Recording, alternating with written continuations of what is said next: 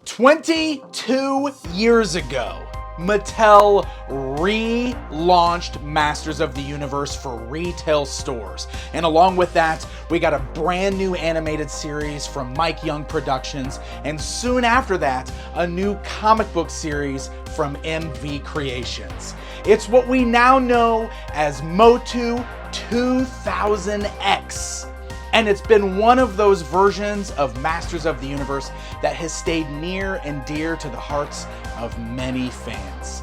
Now, while we've seen several toy lines over the years, like Masters of the Universe Classics and even Masters of the Universe Origins, throw in some elements from the 2000X series, for the first time since 2002, we're getting a new line of action figures that are solely based on those designs. Let's talk about it.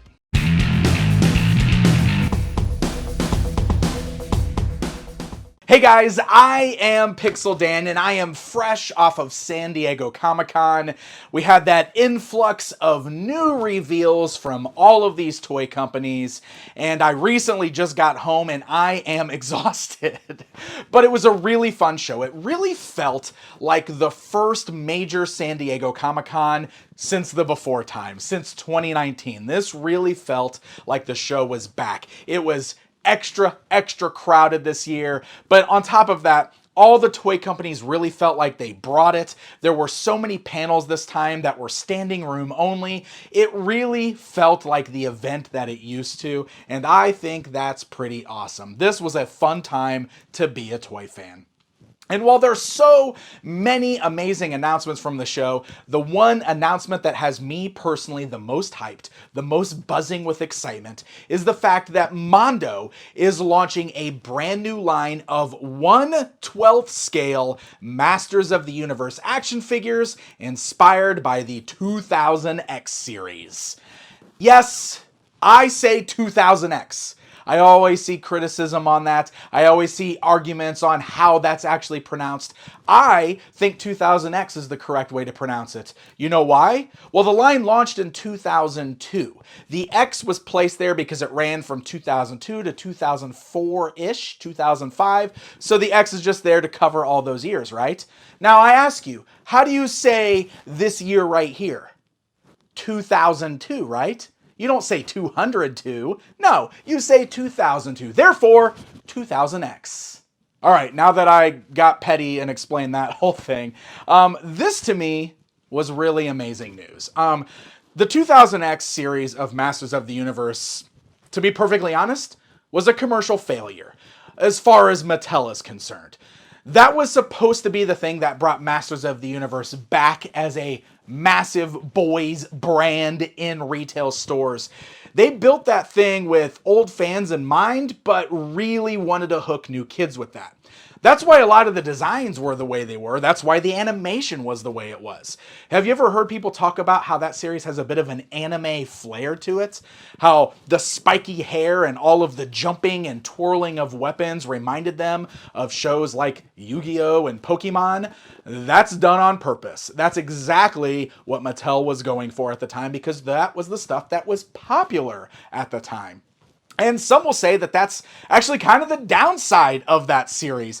A lot of people look at that show and it still holds up today, I would say. A lot of people still love that series, but the one constant critique I always hear is, why do they jump around and spin their swords so much? And I would agree with that. But it was an amazing series that really did feel like it was cut short because the sales weren't meeting what Mattel wanted. And we can also argue that part of that was because they crammed that line filled with HeMan and Skeletor variants and not enough secondary supporting characters.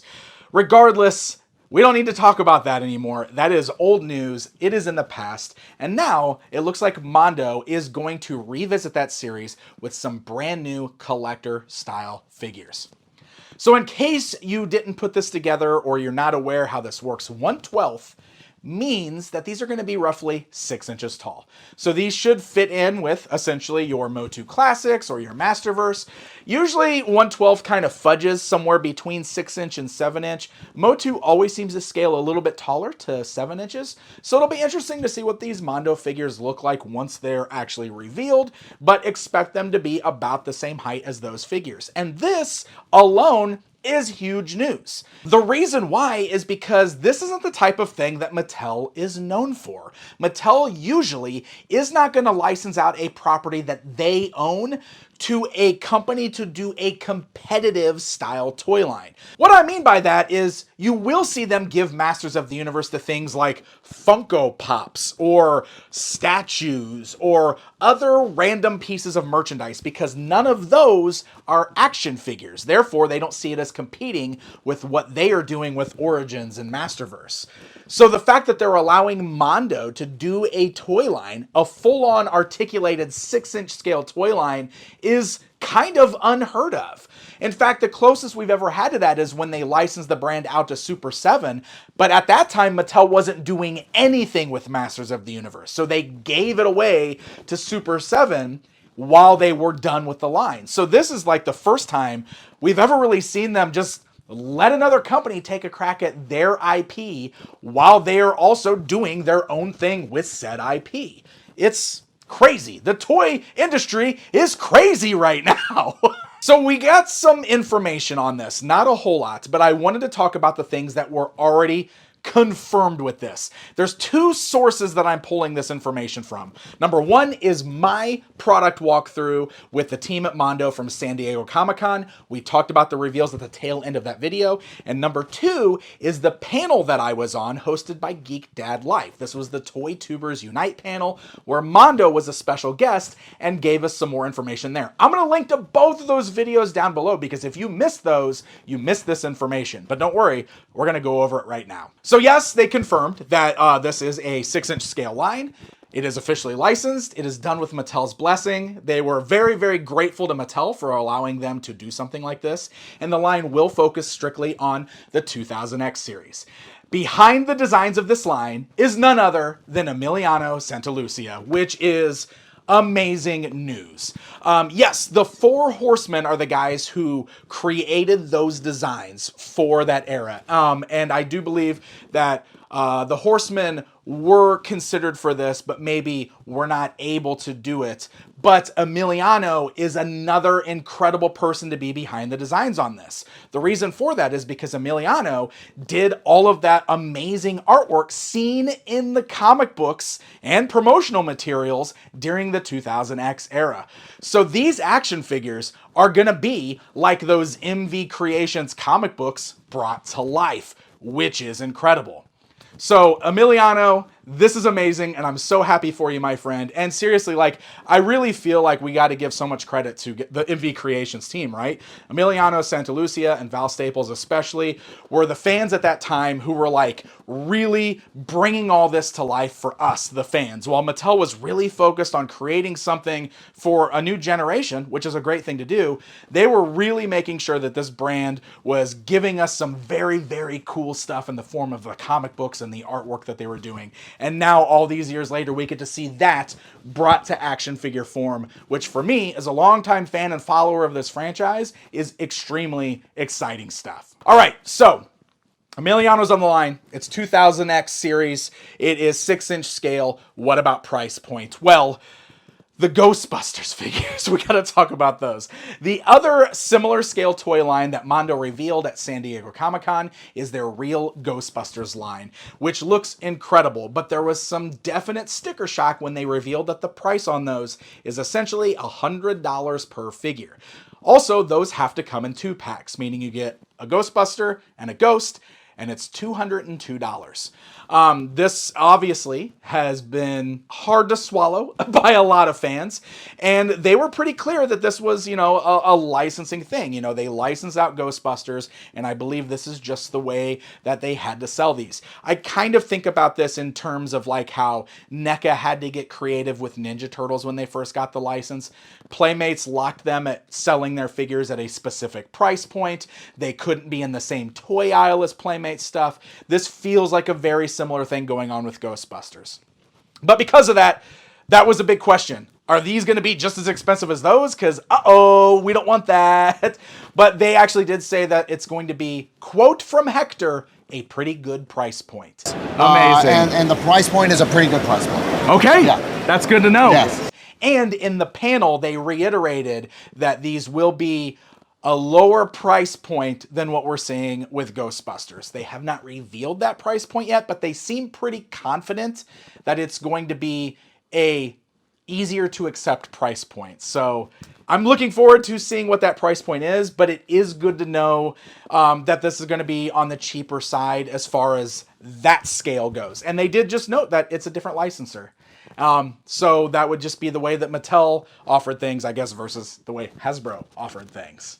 All right, so let's talk about the figures. The other thing that was confirmed by the Mondo team at the panel is that there will be 2 waves in a year with 3 figures per wave. So we're going to get 6 figures next year, and then if the line keeps going, it sounds like it'll be 6 figures per year, 2 waves per year.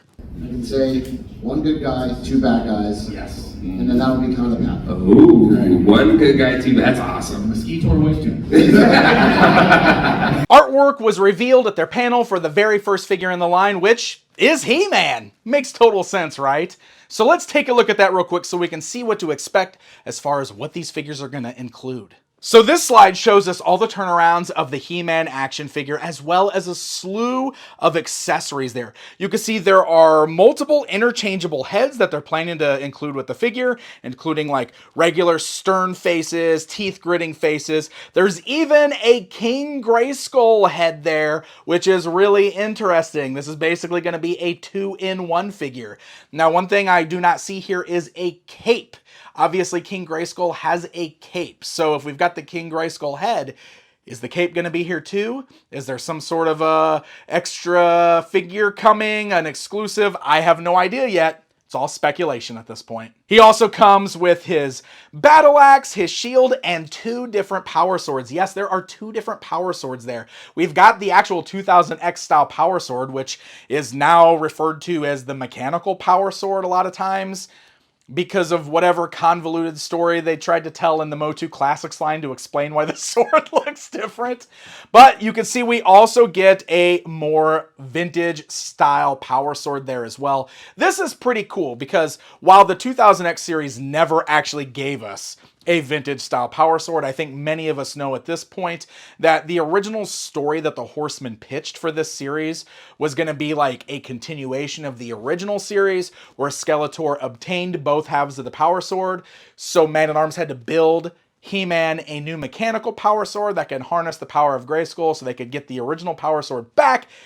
That story element was scrapped. It never happened. Instead, this just became like a reboot. And the mechanical sword was the power sword in 2000X. And if there's another thing about that series I think a lot of fans were in agreement on, that sword never jived with a lot of us. We wanted the original sword. Later on, when NECA was releasing little stactions, little mini statues of the characters, we did get a He-Man holding up a classic power sword, which was sort of a nod for the fans. So it's pretty cool to see that original power sword included with this figure, so you could use it if you want to. Wow, I just talked a whole bunch about the power sword. But the other thing I noticed that's here are interchangeable emblems for his belt and his harness there. That is because the original Iron Cross logo was what was included on the first release action figures, but in the series they wanted to create a logo exclusive to He-Man, which is like an asterisk. It looked more like an H in the cartoon sometimes, but this comes with both the asterisk and the Iron Cross, so you can swap those out however you want to.